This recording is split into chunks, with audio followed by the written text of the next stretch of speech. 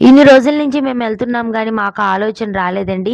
మా డ్యాడీ ఒక్కరోజు వచ్చారు మాతో పాటుగా టెంపుల్‌కి. ఇంతమంది స్వాములు ఇక్కడ సద్ది చేస్తున్నారు కదా! ఒకరోజు మనం కూడా పెట్టుకుందాము సద్ది. వాళ్ళకి ఏ రోజు ఖాళీ ఉందో కనుక్కోండి అనైతే అన్నారండి. నాకు చాలా హ్యాపీగా అనిపించింది. ఇన్ని రోజుల నుంచి మేము వెళ్తున్నాం కానీ, ఒకరోజు మనం కూడా పెట్టుకుందాం అన్న ఆలోచన అయితే మాకు రాలేదండి. మా డ్యాడీకొచ్చింది ఆలోచన. స్వామి ఎవరితో చేర్పించుకోవాలనుకుంటారో వాళ్ళతో ఆలోచన తెప్పి చేయించుకుంటారు. మా గుడిలో చేస్తున్నాం కదా! ఎన్నో అన్నదానాలు, ఎన్నో పూజలు. ఎక్కడైతేనే భగవంతుడికే కదా చేసేది అనైతే మేము సరిపెట్టుకున్నాం. కానీ మా డ్యాడీ అక్కడ కూడా చేయాలి అనైతే సంకల్పించింది ఆయనేనండి. చక్కగా అన్నదానాన్నయితే చేద్దాక ఆయన ముందుకైతే వచ్చారు. మా టెంపుల్‌లో మీ అందరూ కూడా చూస్తున్నారు. ఎన్నో అన్నదానాలు, ఎన్నో పూజలైతే జరుగుతాయి.